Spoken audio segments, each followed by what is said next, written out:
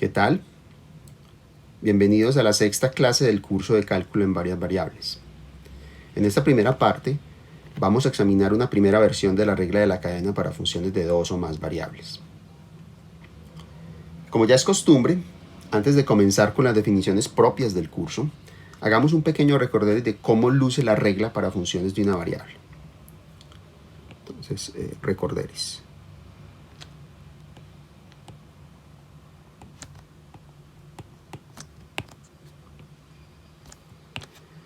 La regla decía lo siguiente: suponga que a mí me dan una función definida como la composición de dos funciones f y g. Entonces, en estas condiciones, yo puedo escribir una fórmula para la derivada de y con respecto a t. Esa fórmula decía así: era la derivada de la función f evaluada en g de t por la derivada interna, que era la derivada de g de t. Voy a escribir una reformulación que no solamente le permite a uno recordar más fácilmente la fórmula, sino que nos va a permitir generalizarla fácilmente para funciones de varias variables. Esa reformulación era la siguiente. Reformulación.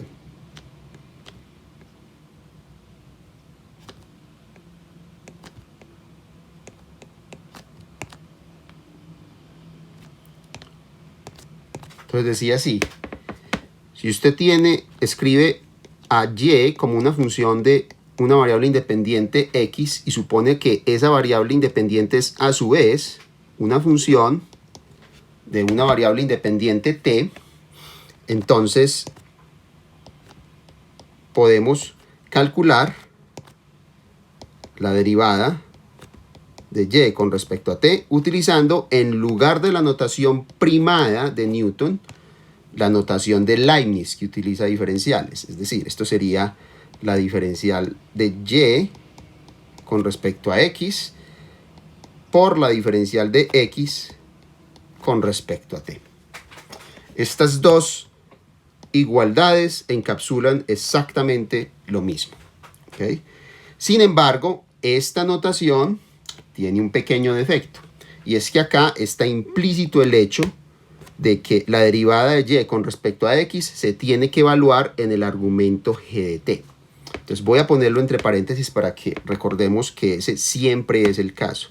Es decir, aquí lo que estoy llamando yo la derivada de y con respecto a x se evalúa en x igual a g de t. ¿Okay? La pregunta ahora es: ¿qué ocurre para funciones de dos variables? Entonces, esto es lo que yo voy a llamar la primera versión de la regla de la cadena para funciones de dos variables. Entonces, lo voy a llamar la versión 1.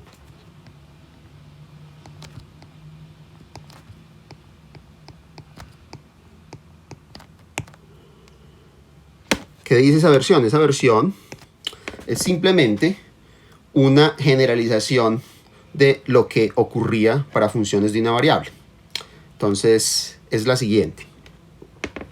Supongamos que a mí me dan una función de dos variables. F, llamémosla z, igual a f de xy.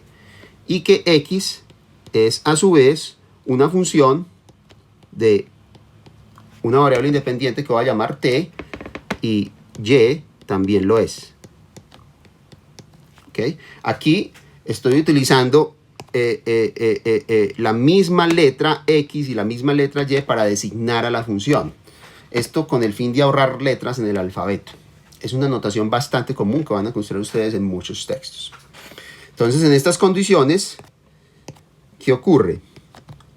Ocurre lo siguiente. Ocurre que si usted reemplaza directamente a x como función de t en f de x y a y como función de t también en f de xy, entonces lo que obtienes es que z es de hecho una función de t.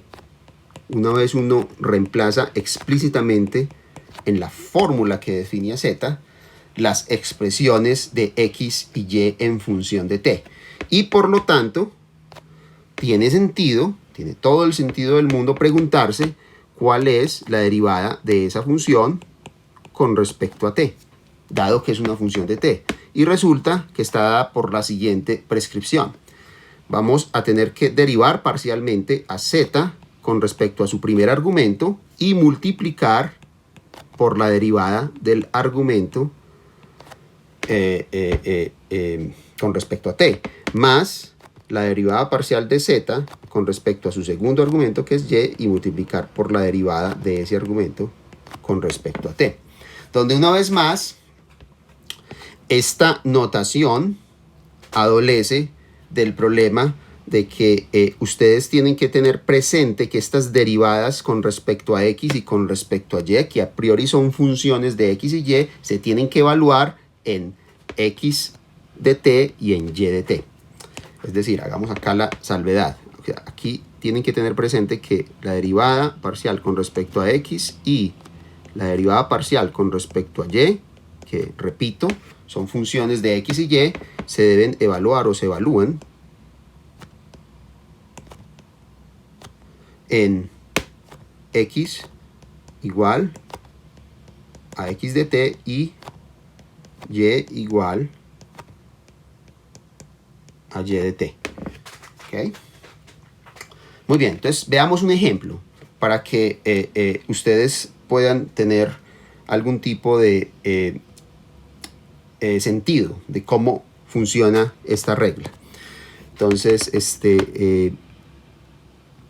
el ejemplo es el siguiente. Ejemplo.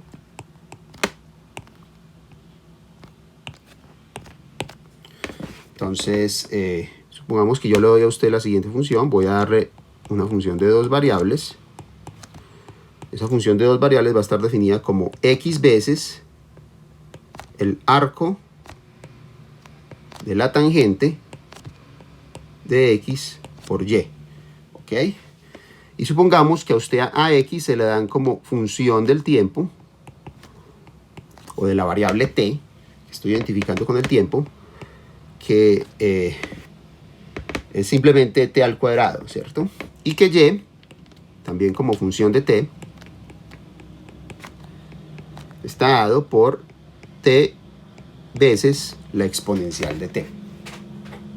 Entonces vamos a evaluar la derivada de z con respecto a t aplicando la regla de la cadena.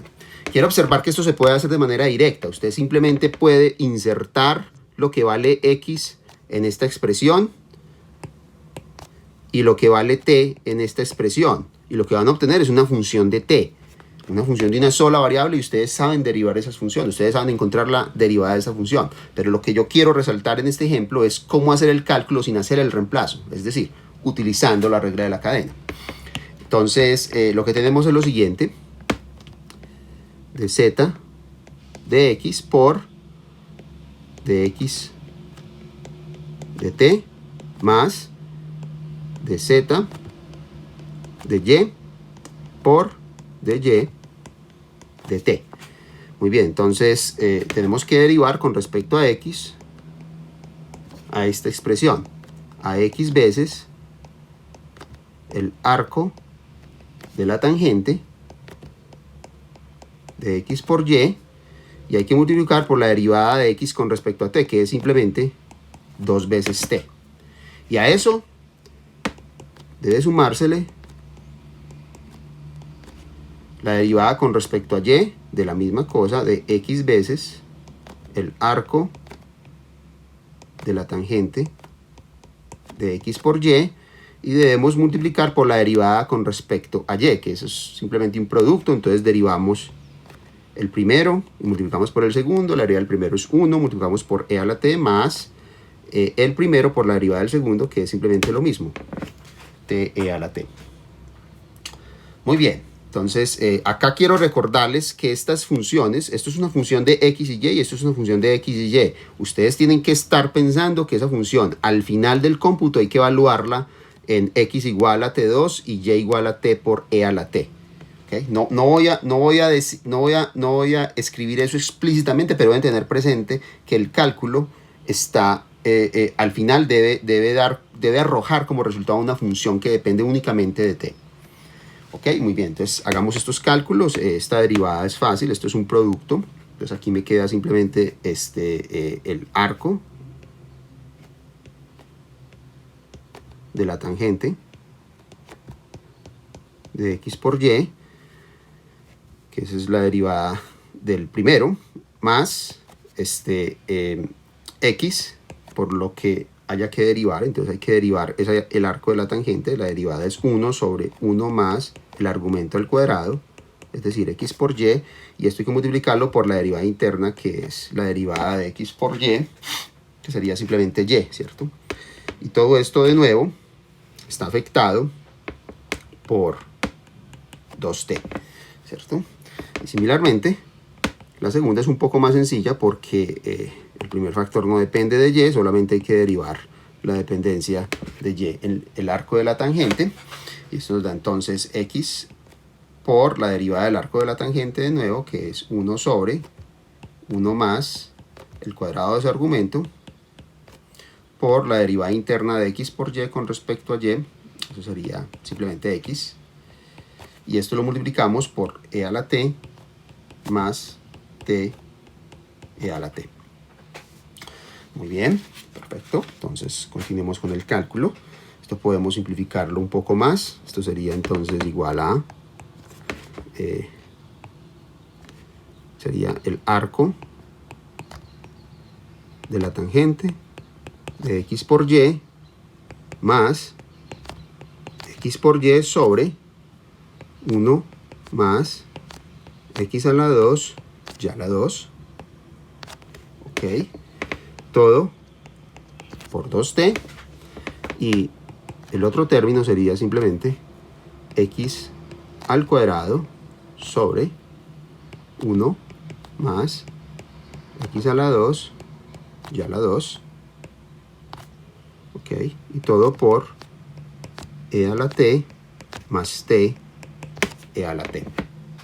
Ok, y ahora se viene el último paso. El último paso entonces es reemplazar las expresiones que tenemos para x y y en función de t, en estas funciones que dependen de x y y. Y eso sería entonces lo siguiente. Eso daría daría el arco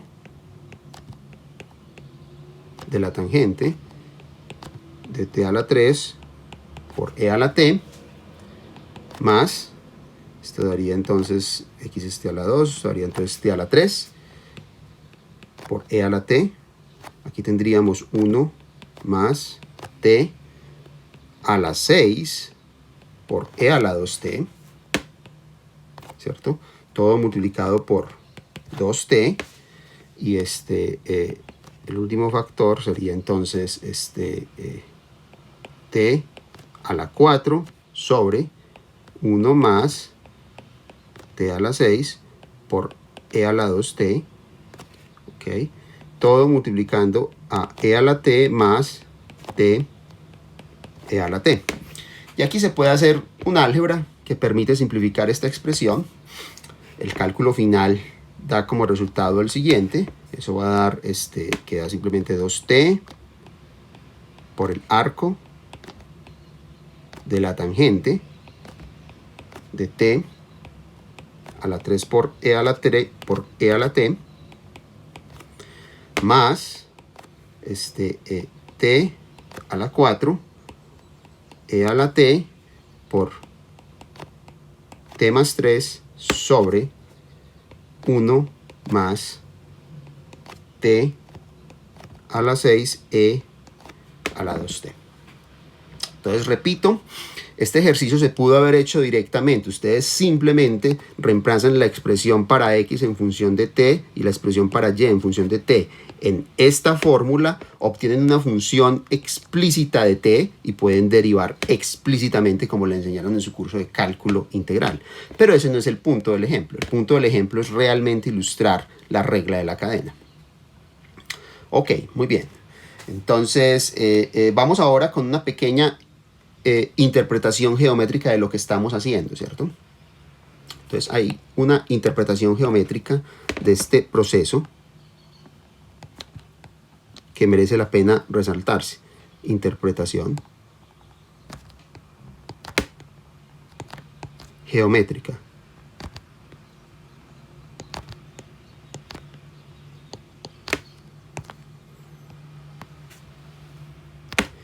Y dice así: yo a ustedes les di como dato de entrada una función que dependía de dos variables. Ustedes ya saben que esta función de dos variables representa una superficie en el espacio sobre el plano XY. Esto es una superficie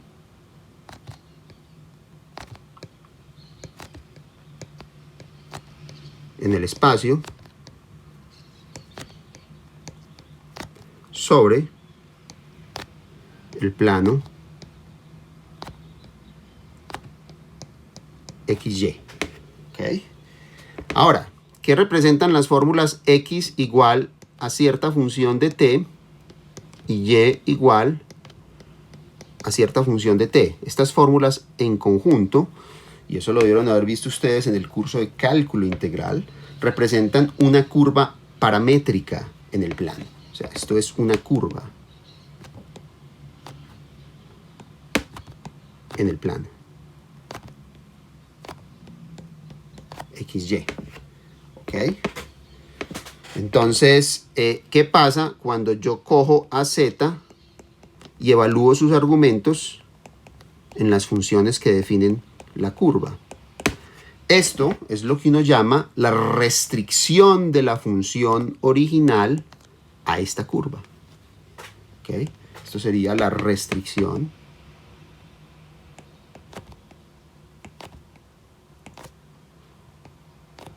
de f a la curva. ¿Ok? Por lo tanto, si yo calculo su variación con respecto al parámetro de la curva t, que sabemos está dado por esta regla de la cadena, esto sería de z de x por la derivada de x con respecto a t más la derivada parcial de z con respecto a y por la derivada de y con respecto al parámetro, ¿cierto? Esto nos daría entonces la razón de cambio de la función a lo largo de la curva. La razón de cambio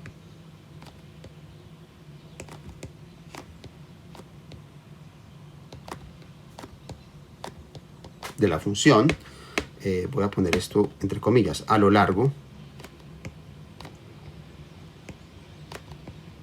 de la curva.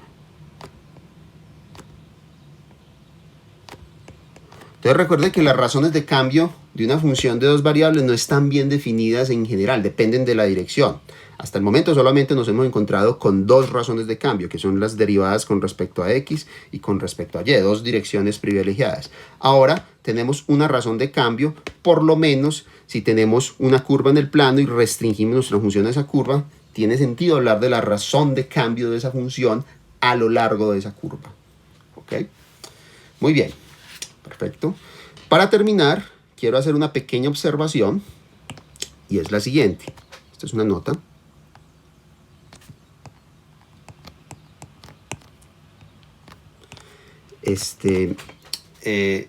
Quiero decir que lo anterior generaliza para funciones de tres variables.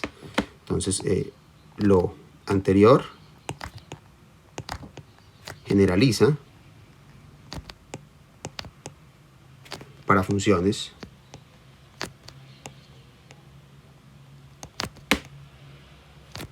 de tres variables.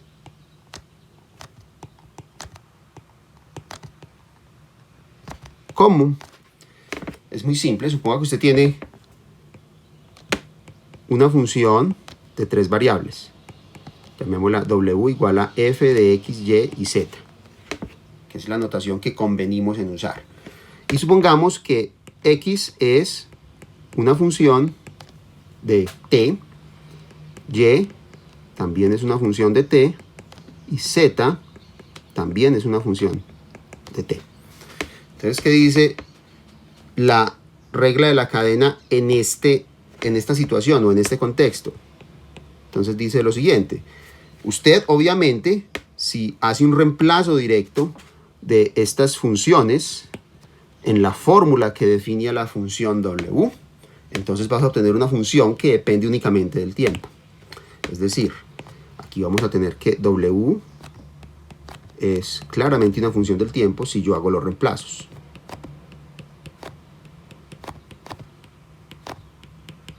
¿Cierto? Y por tanto, tiene todo el sentido del mundo preguntarse cuánto vale su derivada con respecto al tiempo. Y eso va a ser la extrapolación directa de la fórmula que acabamos de ver para funciones de 2 variables. Hay que derivar a w con respecto a su primera variable, que es x, y multiplicar por la derivada de x con respecto a t, ¿cierto?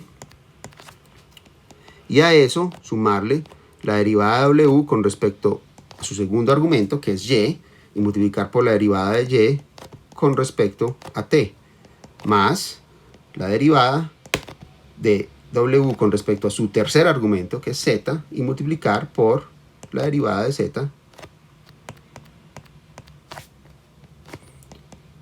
con respecto a t. ¿Okay?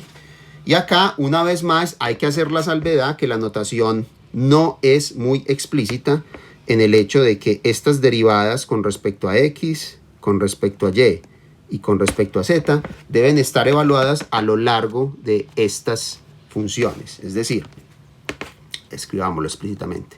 Acá se está asumiendo implícitamente o secretamente que tanto la derivada de w con respecto a x como la derivada de w con respecto a y la derivada de w con respecto a z se evalúan en x igual a x de t, y igual a y de t y z igual a z de t.